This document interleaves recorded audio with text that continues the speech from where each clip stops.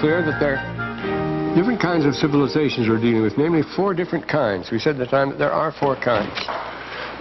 Why should there be 4? I had something about that here.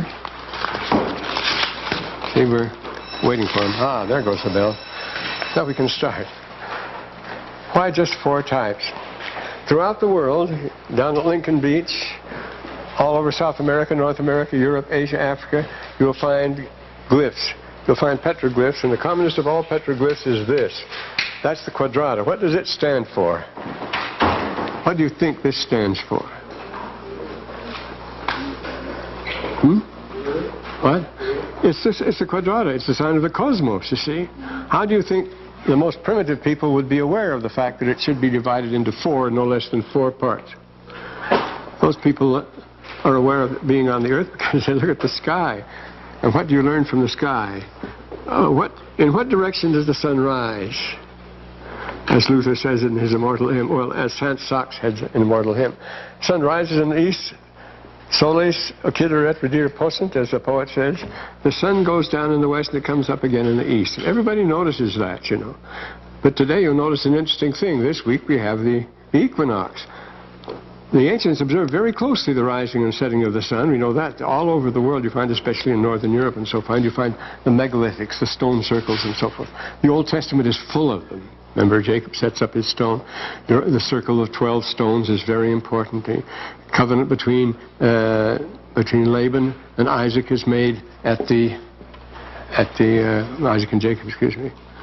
Between Laban and Jacob, his uncle Jacob, was made at the ring of the 12 stones at dawn, just as the sun came up. Yes, they marked this rising and setting of the sun very closely because it concerned them very much. But if you notice, there's where the sun rose this morning, but tomorrow it'll rise up there, and then it'll go there. Farther and farther, farther north, you get the other direction. Of course, the fixed north star that doesn't move. And then all of a sudden, at the solstice, it changes its direction and starts back. And this week, it gets right in the middle. It's halfway between all the way south it goes and all the way north. Then when you get up in the north, it becomes very marked and very important to notice because it means a great deal. So the earth is divided into 4 parts. Well, what goes along with these 4 parts, with these 4 directions? What about the winds, the 4 winds? Are there just 4 winds? No, but we gauge them as 4 winds because that's the way we can locate them on the pattern. On this pattern, we can locate them. The north wind, the south wind, east wind, and then there's a north by north, there's a northeast wind, and then there's a north by northwest wind, and so forth. And you divide the windrows up on the quadrate pattern. Everything is in 4. But along with that, we have the 4 seasons, don't we? They're very important. They're basic. And what about human nature? Now, you all know about that. How many humors do we have? Brother Irwin? Brother Irwin here? Start calling the roll in a minute. How many humor? That's one way of calling it. We'll start at the beginning. How many humors do we have, Sister Alburn? How many humors? A humor is the types of human beings, you see, that the alchemists and others. Sister Alburn here? Yeah, how many humors are there? The 4 humors, yes. And what are... What insight, and what are they? Does anybody know what they are? The choleric, that's bile. The melancholic, black bile. There's the phlegmatic, the sluggish, phlegmat, and the sanguine, the bloody. Those are the 4 tempers. The sanguine is the eager beaver. The phlegmatic is the very opposite. The choleric is the short-tempered person, the hard to get along with person. The melancholic person is the sad and brooding person. Jan Cassius has the lean and hungry type and so on. These 4 types. But you notice, the thing about it is, nobody is completely, everybody dominates one type or the other, see? We still say that, you see. They're type A and there's type B, you see. Type A gets, like me, gets heart attacks, and type B don't, and things like that. But we divide into types. We always have. It's been done since ancient times. But this is pretty good. This is the way the ancients divided it up in. And these 4 types, but we're all mixtures of all 4, you see. There's some of it all in you, as far as that goes. So, but one type will dominate in your particular case. Well, along with the 4 types, and far more elementary than that, I should have got before I talked about the 4 types, about the elements. How many elements are there? 4. And what are the 4 elements supposed to be?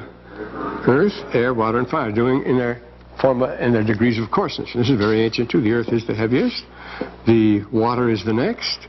The air is the next, and the fire is the lightest of all. So you go up and up and up. But there's mixtures, and of course the whole of the surgery, of medieval surgery based on Galen, was that everybody is mixtures of these tempers. And when one of these gets out of hand, when you get too much of one temper or one element, then you're sick, and you have to cure them and bring them to a balance again. So we have the four elements of which everything are composed. And what are the four qualities of these elements? Wet, dry, hot, and cold. See, everything falls into four. So it's natural that we should have four types of society. And actually, it would seem that there are these four types as far as that goes. They still talk about them and the like. They thought they were brand new discoveries recently when people like Ruthie Benedict at Columbia wrote a sensational book which he entitled The Patterns of Culture. And he's right, well, it wasn't Weihinger, but Kniga. A sensational book in the early 19th century. Oh yes, I remember now. Körperbauen character. The physical build and character, the four physical builds. There's the picnic type, the nice fat type. There's the athletic type, the balanced type. There's the kinesthetic type, the long thin type. And so it goes, the four types of being. And this was taken as real science all through the 19th century. It's not Hans Weihinger, it's related to him. Geschlecht character, well, I always say I'll think of it in a minute, but of course I don't have time to think of it in a minute. So we go on then. And they're always mixed. Now the Book of Mormon gives us four societies, and they're sharply defined in the Book of Mormon, and they're always in conflict. They hate each other, but they're all mixed too. We have some of this in all of us, as Walt Whitman tells us. There are attractions to each type, and there are virtues in each type, attractive qualities, and there are weaknesses and vices in each type. And the excess of any of them is ruin. And so we put the four types on. We have in the Book of Mormon here and everywhere else. First I talked about the Brotherhoods. That's a fancy name to give them. And this is unique. This is set apart. This is something strange. But this is the church. These are people of Israel. These are the chosen people. That there are on the earth an elect and special group, somebody that have information that are not known to others because others are not willing to share it. Others view it with hostility.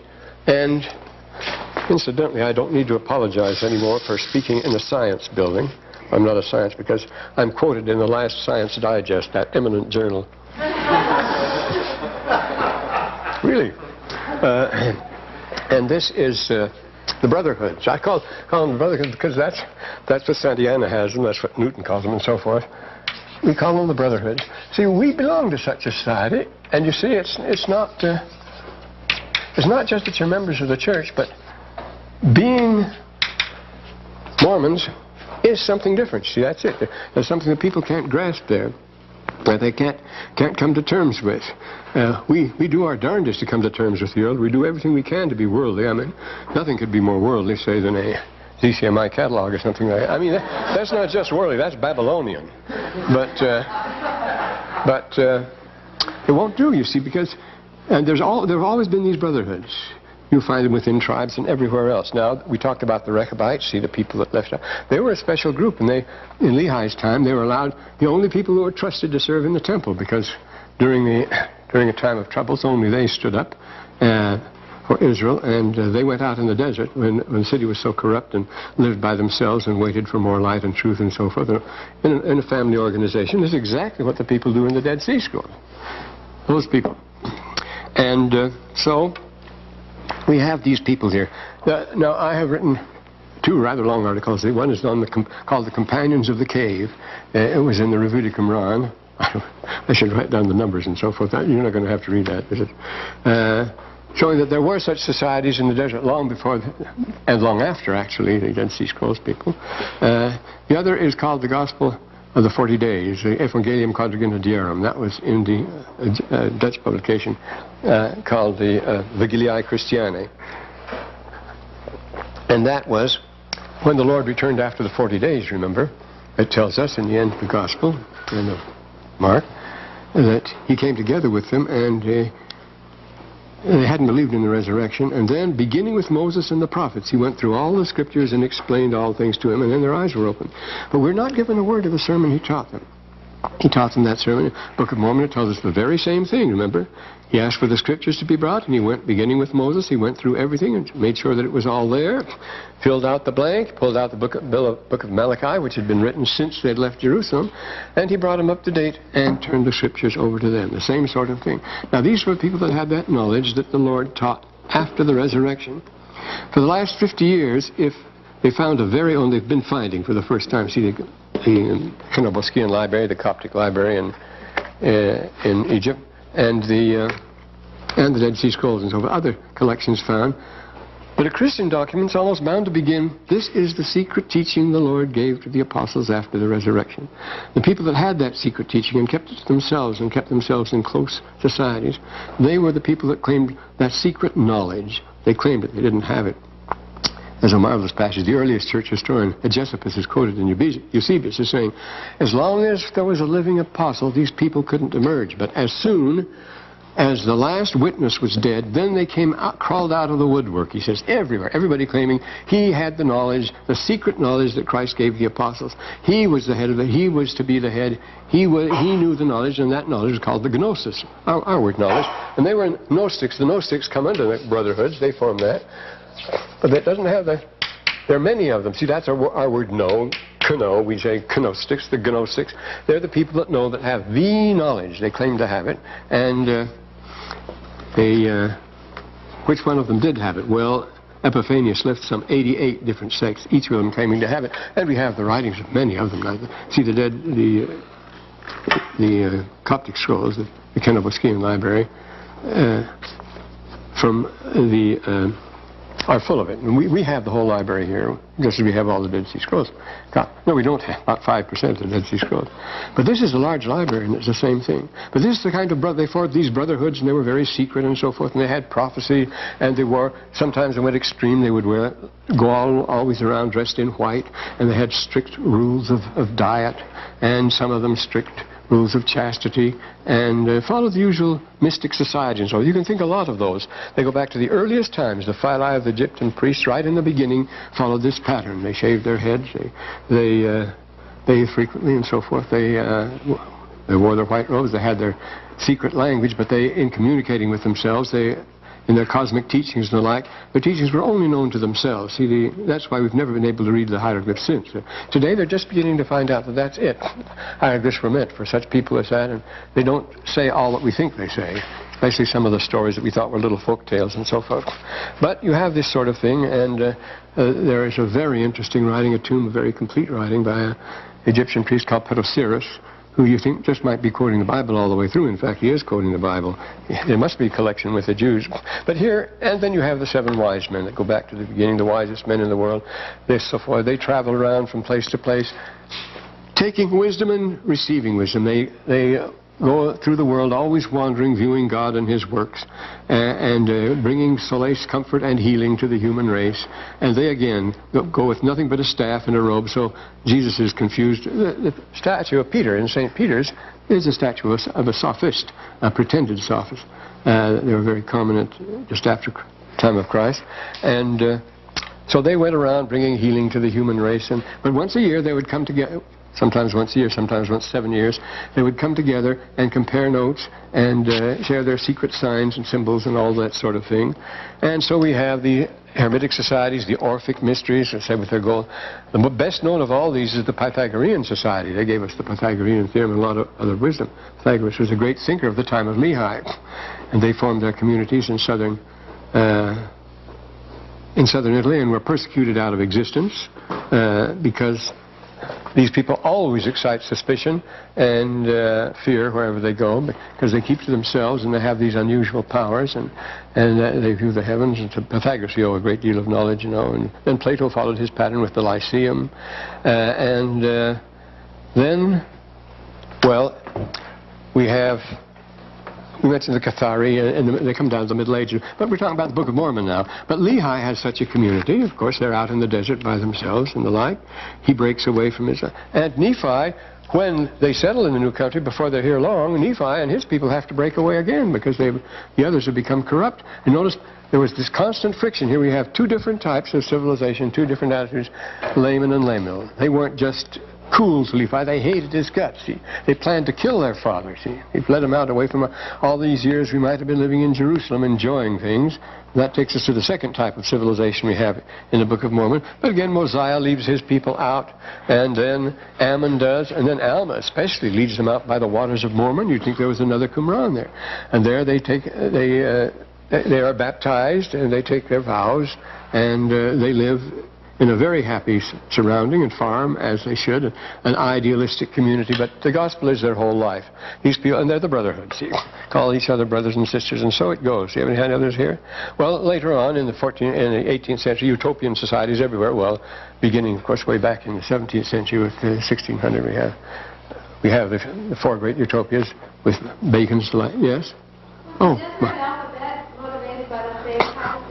The great Edward Meyer, who is the greatest authority on ancient history perhaps who ever lived, of course, he was fascinated by Joseph Smith. But it was Brigham Young who was responsible for the Deseret. He thought the Deseret alphabet was the greatest production of the 19th century, not just of the Mormon Church. He says that was a mark of pure genius and inspiration, he says. Of course, we didn't use it. It was way over our head. It was a simple, practical, but it set them apart from the world. It was the last step, you see, to have this Deseret alphabet. And it's an important thing. A little while ago, you could get Deseret alphabet books in any bookstore in Salt Lake. You can't anymore. They've all been snapped up. I used to have quite a lot of them. I'd give them away for presents and so forth. I don't have any more. They're worth something now, collector's items and so on. No, that's true. The Deseret alphabet, this thing that distinctly set them apart. Not only, you see, the mark of these things, not only they were devout and religious people, holy men ye know not of, as the Doctrine and Covenants says, but they were very intellectual. Remember, this was Pythagoras, after all. They studied the cosmos, the cosmology and the like. They were the wise men. The wise men were sprung from them and so forth. And so we have utopian societies which emphasized all these things. You know, the great utopias. In 1616 there was Thomas of Campanella's City of the Sun, and there was Francis Bacon's, what was that? Oh, that was 1525, wasn't it? Francis Bacon's Atlantis, New Atlantis, and then the classic one. No, the classic one was Thomas More's. That was 1525. Thomas More's Utopia. He gave it the name Utopia, and ever since there have been utopian societies. In Joseph Smith's time, there were utopian societies all over the place, resembling the church very much in some things, so that in the 50th section of the Doctrine and Covenants, remember the brethren were sent off on a mission to the Shakers. Now the Shakers, it said that they have many good truths, but in many things they are mistaken. They wanted to live pure from the world, and they lived all together and shared a common table and lived in common houses and so forth. Today, a very recent issue, June issue, I think, or later than that, of the National Geographic, has a long spiel on the Shakers. The membership today is 12 members. They're all old ladies. There's 2 men and 10 old ladies, and that's what's left of them. But what happened? Well, they didn't marry, see, because they had these strict rules of chastity. That's strict, but that didn't keep it from growing. There are plenty of people who wish to join it, not only retire to it, but saw no reason why they shouldn't live that way. It grew very rapidly and became very large. It reached its peak in between 1840 and 45, and then it just dwindled away. And today they have this great property, and they have all their establishments and their houses. They're very well known. It tells us in this article that Bill Crosby just paid $80,000 for a chair, just a simple wooden chair, because their handwork was so perfect, so beautiful, their dedication to perfection, you see. But it was materialistic too. They're concerned with these things. And then a candlestick sold for a candelabrum sold for $100,000. Well, that's how rare those things are. It's the rarity that gives them their value more than anything, because you see, this is the last that will ever be made. These old people now are the last of the Shakers. When they die, there won't be any more left. And there were many societies in Joseph Smith's day like that. There was the Amana Society. Well, they're still hanging on. And there were the Owenites. And there were all sorts of idealistic societies began out. The spiritualism began near Rochester, New York. It was first in a family they began in Maine. They moved to Rochester, and they started all these spirit rappings and table movings and so forth. And what's the man's name? He moved, and then it grew very rapidly. They sent missionaries to Europe, and especially Daniel Home. He was sensational, the things he could do. And within 20 years, they had 10 million members. Then they increased to 14 million members. Today, there aren't any. Well, this is the way it goes, you see. Oh, you say spirits was scattered here and there. But Joseph Smith was different. It didn't go that way at all. It was not a fad. It was not, people have this idea, and we have this idealistic society, but only work within the gospel. And so the work went on and so forth. And within so-called primitive society, you always find phratries and clans. And then what you find, remember, with Pachomius in the 4th century in Egypt. See, the Egyptian phylais of priests had always lived this holy way. And so in the 4th century, when a rich young man in Alexandria, which was a completely Christian city, that was St. Anthony, he saw that the people were living very wickedly. They were not living the way the gospel said they should live. So he went out and he became the founder of monasticism. As you all know, St. Anthony went out in the desert and settled there, and this spread, and it went to Cluny in Italy in the 6th century, and then it goes up to England, and it flourishes in the 16th century, becomes the very rich Cistercians, and then the mendicant orders like the Franciscans, and then the Dominicans and so forth. These monastic orders are all attempts to follow their brotherhood. You see, they call each other brother, and they wear long robes, and they eat at common refectories, common tables, and they practice chastity, and they go around doing good, and they spend their time copying books or otherwise engaging mostly in prayer and so forth, but some of them are very intellectual. They'll say the Jesuits, the classic example of that. So the great monastic systems we think of are the Buddhist. Buddha was a contemporary of Lehi again. That started that going. And everywhere you find, today you find, whether it's in China or whether you find it in Tibet or in Japan, you find your Buddhist monasteries with the monks in their long robes. Some are lamist. You see the lamist, that's the old Bain religion, who under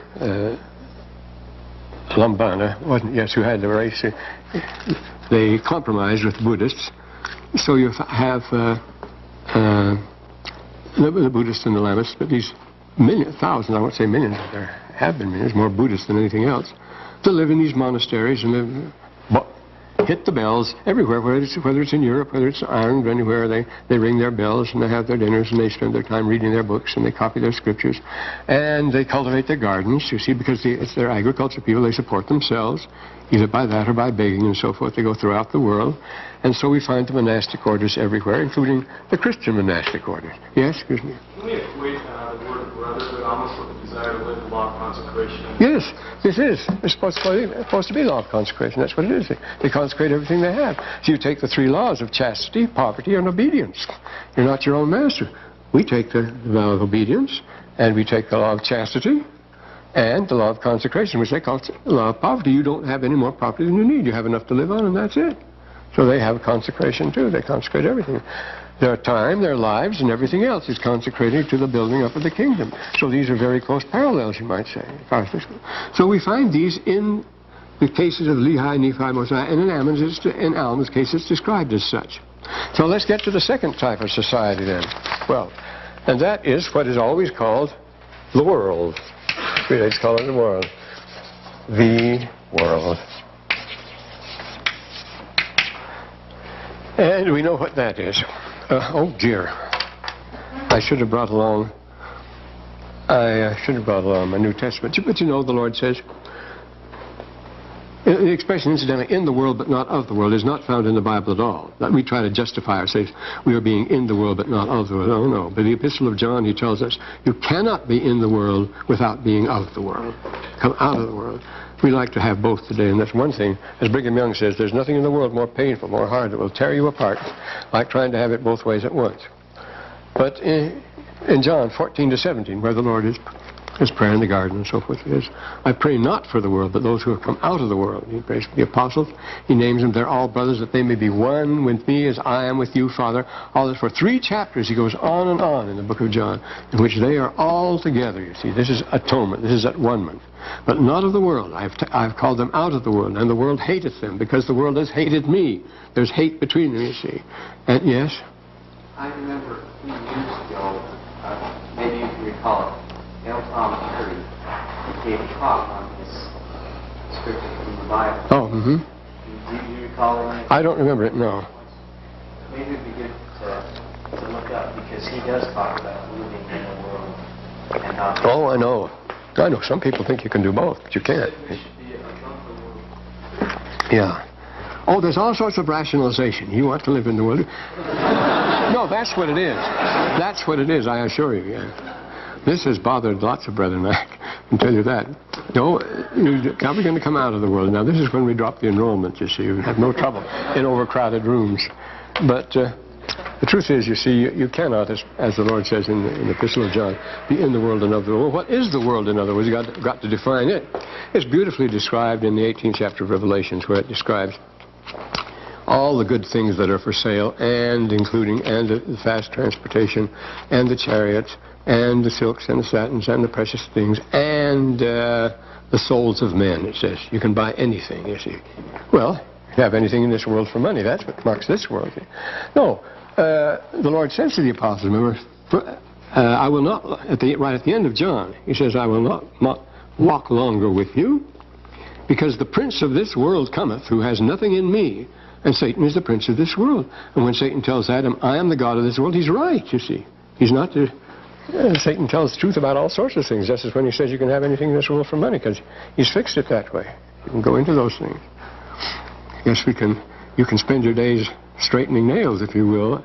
I don't think that's a profitable or a holy calling at all. Straightening nails just to be straightening them.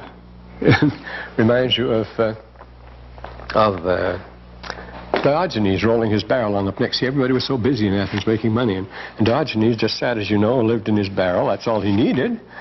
Sat in the sun enjoying himself, and wise men would come, including Alexander the Great, came from all over the world to consult him. He was a great problem solver. But in the daytime, he would roll his barrel from one end of the street to the other, rolling my barrel up the other end of the street. What are you doing? Oh, he says, I'm busy, I'm rolling. You have to see, I have to be busy in this town, so I'm rolling my barrel on the thing. Well, that's the story of a person who spent hours just straightening nails. You can't use them again. You know, after you straighten the nail, you can't use it. But he was told to straighten nails all day because that was a good activity. It was activity of no point. Is life so short? Is life so long that we can afford that sort of nonsense? No, well, we won't go into that. But, no, this is true. Now, how is it defined here? Of course, it's given the name. The Bible refers specifically to by certain types or codes. What is the type of the world? It's Babylon or Rome. First section of the Doctrine and Covenants. Whose idol is that of an image which waxeth old in Babylon and shall perish in Babylon, even Babylon the Great, which shall fall. This is Babylon and Rome, and of course what John is talking about is the Roman Empire. And what are these? What is the characteristic of this civilization? It's cosmopolitan, it's rich, proud, powerful, imperial, acquisitive, success-oriented, competitive, materialistic, also licentious, cruel, necessarily, ultra-respectable, sensual, and it seeks the four things that both Nephis tell us about. Oh, that's an interesting thing. Maybe I have something here. Well, when I get to I have it right here. The four things. Here was a very recent statement. I cling to the Wall Street Journal so no one can accuse me of being unorthodox. And this was a good one from the Wall Street Journal. And it says there are just four things. It had... Oh, I didn't bring it this time. How sad. Wait. Maybe here. Just a minute. No, I left it home in the bed. Well, bring it the next time. But it says those four things are power, gain, popularity, and the lust of the flesh. And the pleasure of that covers everything. That covers all we talk about on TV and all we are all after that. But how is it characterized in the Book of Mormon? Now notice there's the contrast. There's a conflict between these two. How can you reconcile it? There is a great gulf between them. And what's the Book of Mormon talking about there? What is the great and spacious? Gave it away. What is the world in the Book of Mormon? The great and spacious building. And Nephi and his people, Lehi and his people, are on the other side, and there was a great gulf between them. You do not mix between them. There wasn't a common ground between them where they held a marketplace and went out and met on the Maidan, set up their tents and swapped back and forth. Though all these are interlaced, it's true we're in the world, and it's true there are good things at all these levels to be had, but it's like the four elements, it's a case of balance, isn't it? And so in the Book of Mormon, this is very conspicuous. There's no more striking image anywhere in literature than that of the great and spacious building, which is doomed to fall. And that's, the people are finely dressed, they're clever, they're smart, they're having a gay party, the place is brightly illuminated. They hold the people out, down in the garden, the little poor bedraggled food-gathering bums back there. They point their fingers at them and laugh at them. There's anybody who'd go out for that sort of existence, they can't stand it. So, and of course, it was the world. He says the great and spacious building was the world, and it fell, great the fall. Like Rome and Babylon, it is doomed to destruction. As I said, the word destruction occurs over 400 times in the Book of Mormon. Destruction is the theme. That we should have such a downbeat, such a negative approach. But it's for our benefit. I mean, we're getting closer, yes? Does the iron rod span the gulf, or is it... No, it doesn't. The iron rod leads to salvation. Those that it doesn't span the gulf. There's a stream of filthy water going along by the side of it, and you let go of it, and you're into the stream. You'll never get to... They wanted to get to the other side, but you can't unless you accept. But the iron rod doesn't lead to the great and spacious building where we want it to lead. It's interesting in the days, in the days of the temple. The temple rock has been changed a lot. It's been shaved down. It used to be a very steep, high hill in the Solomon's temple, and in bad weather it was hard to get up to. And there was the sacred way that went up to it, and it's like the way up to Adam's. What was Adam's Rock in Ceylon? You go up to Adam's Rock in Ceylon the same way. And to get up to it, there was a railing. And we're told that it used to be made of iron, but it rotted away, and it was replaced by a wooden railing or brass links. And with substitutes played it. With the ages, it rotted away. But to say they used to have, to get up to the temple, they used to have, along for old people and the sick and so forth, to get up the slippery rock, if it was raining and so forth, you had to cling to a rod. And it was an iron rod. And that may be where the idea came from. If you clung to the iron rod, it would get you to the temple. And but they said in time, of course, being iron, it rusted away. Being very ancient. That's one approach, but it is doomed. And like the great and abominable, it is the great and abominable, which we're told is whoever fights against Israel. It's not just one church. Whoever fights against it is the great and abominable, and that's the world. And it's a composite, we're told, in the 22nd chapter of Nephi, like the seed of Abraham itself. Nephi 2:23, it makes a very sharp distinction between the cultures. Here's the distinction as far as it goes. Remember, to be carnal, this is one of the most resounding statements in the Book of Mormon. I think it's the most powerful. If you knew just one thing from the Book of Mormon, this would be the most powerful statement. Nephi 2:23f. Remember, to be carnally minded is death, but to be spiritually minded is life eternal. Now, carnal isn't just sex, you see. Carnal is everything advertised on TV. It's all carnal. No, things to be cleansing, hairdo, body exercises, bodybuilding, clothes, cars. All that's carnal, you see, because that's for external appearance, and that's all dedicated to the body appearance. It's all concerned with temporal things, shampoos, foods, curatives, investments, money lines. All those things are junk, you see. Those are the things of the world. Those are carnal things. And if you put your mind on them, what's going to happen? They're all going to pass away. They're all rapidly decaying right now. They're going to collapse, and they don't do it slowly. Remember, we're living in an age of extermination, a remarkable time. There have been long times when things have kept on a fairly dead level, and then suddenly there have been these periods of extermination, and they hit rapidly. They pile up rapidly because of the cumulative effect. One thing leads to another, you see. It's like when a ship reaches a certain critical place, then it's sure to sinks faster because it sinks faster. And the same way here, that to be carnally minded is death. You're doomed. You're not going anywhere if you put your mind on these things. Well, what else if there's nothing else in the other world? Remember, that's what Korihor taught. He says, every man fares in this world according to the management of the creature. There's a word management used in the Book of Mormon. And every man prospers according to his ability, conquers according to his strength, and whatsoever man does is no sin. And why? Because when the man is dead, that is the end thereof. Therefore they lifted up their heads and rejoiced because they could do anything they wanted, and went out to get as rich as they could, as fast as they could. This was what he was teaching. So this is the world we're talking about, and it has a very, very conspicuous place in the Book of Mormon, as you know. This other culture. And they're constantly being brought into conflict. Then we have another culture that you may think, You notice we oversimplify the Book of Mormon. We say Book of Mormon is the story of the Nephites and Lehites, the good people and the bad people, the white people and the dark people. It wasn't that way at all, as you know. More than half the time, the Nephite, the people of Lehi, of Laman, the Lamanites, were better than the Nephites. And in this chapter, it tells us that they divided up into separate tribes.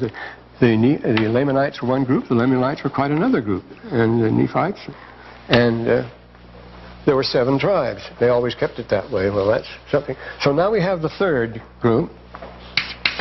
What shall we call these? Various ways of designating. We call them, they're nomadic or semi-nomadic. They're the people of the steppes. They're the warlords, and you get them in the Book of Mormon. Of course, they're not just the Gadiantans, but you get all sorts of warlords that organize themselves. And, of course, the whole book of Ether is taken up with them. So we'll call these the warlords. You notice our friend Malachi here tries to be a warlord. He can't get enough following. And so he has to, well, he does. He goes over, in this chapter, he goes over and makes himself one, the master of the whole thing. So he's a warlord. They'll call him that. Now, they're nomadic and semi-nomadic. Oh, incidentally, on this thing about the world and what the world is, I've written numbers of articles on that. One, a long one that had quite a run among people on the 4th century, the Persian and the Roman empires in the 4th century. It was called the problem of loyalty. They couldn't get anybody to be loyal, you see, to this kind of a society because everybody was out for himself. Quite a thing. And then one on the passing of the church is on that. It describes the world of the 4th century. But I've numbers of other things. Oh, hero-centric state, things like that.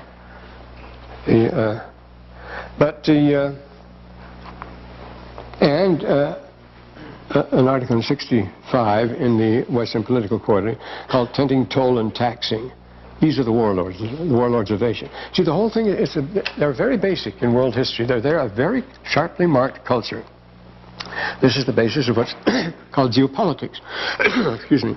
Geopolitics was conceived by a Scotsman, Halford Mackinder, but it became the favorite doctrine of Hitler's geographer, Haushofer, and they called it geopolitics. And it's the plan on which Hitler intended to conquer the world. He's going to use this, and it is that there's the heart people. Now, these warlords. All the civilizations, you know, are peripheral. Here is what they call the heartland. It's shaped like a shield. It's the area that's covered with snow in winter. That's the great Asiatic heartland. The people of the steppes, they're wanderers. They've always lived a very shaky economy, a marginal economy. If the grass is bad or if they're bad years, you see, then they have to move, and they move on the outside peoples and go to plunder. And on the outside, here you have the civilizations of the Near East, and here you have India, and here you have the Orient, and so forth. These people all built great walls against them. There are the limes, who ran all clear across Europe for the Romans to keep them out, and so for various. And then there's the white wall to keep them out of Egypt, especially. There was the white wall of the Asiatics. At all times there was pressure on that. And then in India here you have the Khyber, and Babylon here, it was very important. The pass, of course, they were river people. And here you have the passes, the Khyber Pass and so forth. And the Chinese went to the trouble of building a wall 1,500 miles long just to keep them out. It's these wild people of the steppes. These are the heart people. See, they're nomads. They are raiders. They're semi-nomadic. The people of the steppes, they have a very solid culture. They're patriarchal, and but of course they're they're raiders. Again, this goes back right to the beginning in the story of the Canaanites and the Scythians. Very vivid map, isn't it? Remember, we're told Cain became a wanderer on the earth. He went to the land of Nod. Nud means our word Nod means going back and forth. The land of perpetual wandering. Cain was banished. And he became a wanderer, remember? It says, because of the wickedness. Well, this is what happened, remember? He conspired by a conspiracy to kill his brother and get rich. He wanted the priesthood and all that, and the Lord came and talked with him, told him he was doing what was wrong. We get this all in the Pearl of Great Price, in the book of Moses there. He refused to listen to the Lord anymore. He stomped on his heel and walked out on him. He went over, and because he and his wife, they loved Satan more than people did in the time of Adam and Eve. Adam and Eve could do nothing but mourn before the Lord. And they followed Satan, and he went and took instruction from him and got the degree of Master Mahan, the secret of which, how to get rich by taking life. Convert property, life into property. And when he got it, he said, I am master of this great secret that I can murder and get gain. And so by a conspiracy, we're told, in Doctrine and Covenants, he murdered his brother Abel. He planned it all out because Satan told him how to do it. He said, swear to me and so forth. And having done that, he says, now I am free. I got the money I want, and that makes you free. Wealth makes you free, as Mr. Forbes tells us. That's what he says. He said, now I am free. His flocks fall into my hands. So he had them. For that he became cursed. He could no longer cultivate the earth. The earth refused her strength to him, and he became a wanderer on the face of the earth, and he's doomed to... So it becomes a nomad and a raider, and his descendants, of course, are Cush and Cain, Cush and Nimrod, and the great hunters and the great conquerors. Yeah, the founders of the first empires, the first cities, as a matter of fact, strangely enough, they're Asiatic, and they become looters. This is geopolitics. The passion for property, for portable wealth that you can carry with you, has to be gold and silver and stuff like that if you're on the move. So this great lust for jewels, the jewel giver, the chief, you know, that's how Beowulf starts out. King Skeffing, that was a good king because he gave out rings. You get your followers and you follow them. So you have the great lords of the steppes. The book of the Ether, which you have left to study, is the classic treatment of this subject. That's what that is, so we don't need to go into it here. They were traders and dealers, being always on the move, you see. And the classic character, the raiders, the robbers, the Gadiantons, and Shiz and Coriantumr, the Book of Mormon. And now we get this would-be raider, Amalickiah. They love splendor and display. They invent the chess game, and life is a chess game where you're always moving around trying to check the king. You see, that's the game you find in the Book of Ether. The chessmate, the king can't be taken. When he's taken, then all his people go over to your side, and that's exactly the way they do it again and again in the Book of Ether, the Jaredites. They're managers and administrators, of course. They work at a distance, patriarchal, tribal. Achish, the daughter of Jared, was a classic example. See, Jared and the daughter of Jared. It goes back to very ancient times. Hath not my Lord read in the books of the ancients which they brought across with them, you see. She says, the daughter of Jared, how they of old gained power in great kingdoms, and the way they went about it, and this is the method. These people are very real. They're very center of things, these raiders. You just look at your National Geographics, you'll find out about them. They like the visible wealth and the display. Cattle raiders, tent people, people of the steppes, gamesters. But you notice there's something noble about them, too. They're chivalric, they're patriarchal, they're adventurous, and they have contempt for the people of the periphery that live in the great stews of Babylon, Mohenjo-Daro, Cairo, places like that. It wasn't Cairo in those days, of course, Memphis. And the city people with their lush, sensuous, and licentious practices. And, of course, these other people, number one, are sort of out of the picture with them. But then we come to one that are rather closely related, and then we come to the fourth type here. And they are we call them, of course, we would call them the nature people. We used to call them primitives, and they call them pre-literates. The poor anthropologists have had an awfully hard time, finding some real primitives to study. That's what they're supposed to study, you know. There aren't any primitives. The primitives are just what's left over from other civilizations. People have gone back to it again. You can't find people that you can definitely prove are primitive or pre-literate, anything like that. But you call them nature people because they live according to nature, and that's... As Nephi puts it, we lived after the manner of happiness. Call them the nature people. Now, there are these people in the Book of Mormon that aren't like any of the others, you know. So they live by themselves. They have their own ways and so forth. They're once called primitives or pre-literates. They are the survivors. They are the peasant cultures throughout the world. They are the aborigines. They tell us now, if you've been seeing any documentaries on Australia, big run in Australia now, that they've been living with their life unchanged for 40,000 years. And now, with this generation, it all ends. It's interesting, everything comes to an end in this generation. It's a surprising thing. After 40,000 years, it's cut off like that. And but they are our Southwest Indians. They have been living like that. Now here we have Sister Teresa Harvey's house. The first that was ever dated by carbon dating was Sister at Walpi there, found to be 800 years old. And they've been living in that, doing the same things. Sister, she revived the pottery business. The old pottery that was used over 1,000 years ago there's a big dump of it right behind her house there. And they're doing the same things, absolutely the same things for 1,000 years. Now that is stability. But they're living on nothing. There's nothing but sand around them. They live on these mesas where they call themselves the Hopi, the peaceful people. They don't make war. And yet it's the most exciting, most fun place you can imagine. I used to go down there every time I could get a week off or a weekend even. I'd tear down there and celebrate with the Hopis because every weekend they have a grand party, which is a real binge, and they have fun. It's great. And then we read now also about the jungle people who are being driven out by the lumber companies and the cattle companies. The people who have been living for thousands and thousands of years, quite satisfactory lives. I mean, very full. It is, and the Eskimos, the same thing. It isn't that they live in an unspeakable boredom in which everything is always the same. Not at all. Their world is imaginative. It's colorful, not dull or boring. And they're very hard-working. They have to be to survive on the sand out there. But their stability is marvelous. Of course, their agriculture. They're the peasantry of the world. In Mikkelsburg, when I was on mission in Germany, there's a place, Mikkelsburg, where they made the first excavations, where they found the first pottery. That's very old, very early Neolithic pottery at Mikkelsburg. And it was all farming around there in those days, and it still is the same way.